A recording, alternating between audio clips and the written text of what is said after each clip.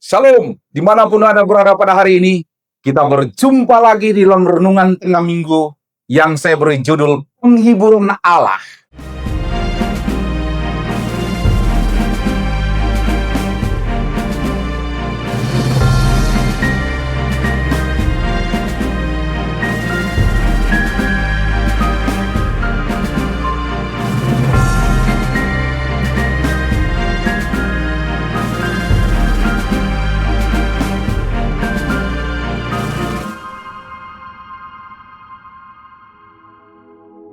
Di dalam 2 Korintus pasalnya yang pertama, ayatnya yang ketiga sampai ayat yang kelima mengatakan, terpujilah Allah, Bapa Tuhan kita Yesus Kristus, Bapa yang penuh dengan belas kasihan, dan Allah sumber segala penghiburan, yang menghibur kami di dalam segala penderitaan kami, sehingga kami sanggup untuk menghibur mereka yang berada dalam bermacam-macam penderitaan dengan penghiburan yang kami terima sendiri dari Allah.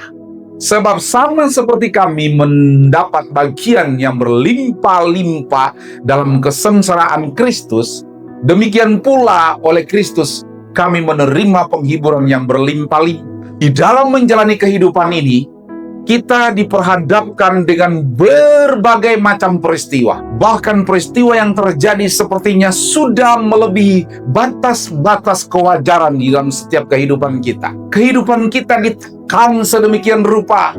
Gereja dibakar, dilarang beribadah, kanan dan hambatan di dalam pekerjaan, dan berbagai hal yang terjadi dalam perjalanan hidup kita.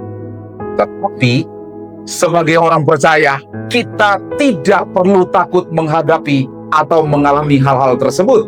Karena Allah yang dalam kasih anugerahnya mengasihi kita dan anak-anaknya, dan telah menganugerahkan penghiburan abadi dan penghargaan baik kepada kita semua.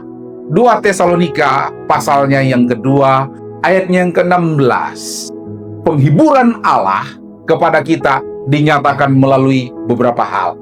Antara lain yang pertama, kehadirannya di dalam setiap kehidupan kita. Kehadiran Tuhan di dalam setiap kehidupan kita. Allah kita adalah Allah yang peduli kepada umatnya. Dia selalu ada di setiap teriakan dan permohonan doa kita. Sebagai contoh, Dia hadir di dalam perjalanan bangsa Israel, yang kalau saudara membacanya dalam kitab Keluaran pasal yang ke-13, juga Allah yang hebat hadir di dalam peperangan di Yeriko, di dalam Yosua pasalnya yang ke-6, dan dalam kematian Lazarus pun Yesus ada bersama-sama, dan dalam pesta perjamuan di Kana Yesus pun hadir di sana. Berarti kehadiran itulah yang selalu membuat dan menjadi penghiburan bagi kita sebagai anak-anaknya. Yang kedua, penghiburan Tuhan di dalam kehidupan umatnya melalui apa? Janjinya. Janji Tuhan yang pasti dan akan digenapi merupakan salah satu penghiburan bagi kita semua tentunya.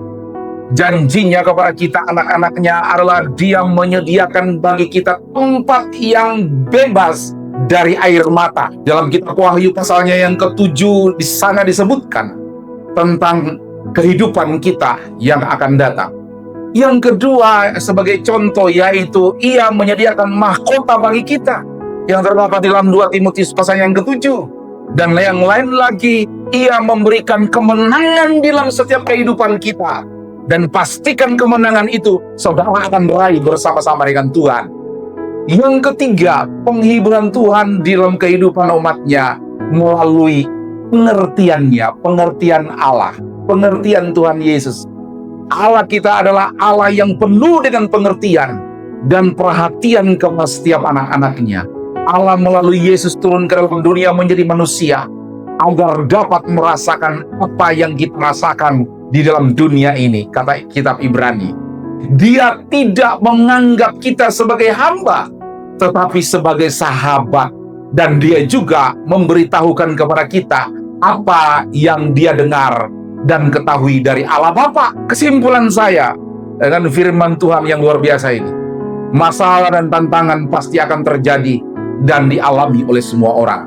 Tetapi ingat, bagi kita orang yang percaya kepada Tuhan, Tuhan yang berjanji akan memberikan kekuatan dan kemenangan bagi setiap kita apapun yang terjadi, dan di dalam situasi apapun yang saudara hadapi, tetaplah memandang Yesus sebagai Tuhan dan Juru Selamat dalam kehidupan kita. Percaya. Tuhan Yesus senantiasa memberkati. Mari kita berdoa. Tuhan, hamba-Mu berdoa menyerahkan seluruh jemaat-Mu dimanapun mereka berada. Kami tetap percaya akan janji-Mu. Kami tetap percaya akan kuasa dan anugerah-Mu dan pengertian-Mu yang sempurna akan terjadi dalam kehidupan kami. Dan pembelaan terjadi hari ini, hari esok, hari yang akan datang.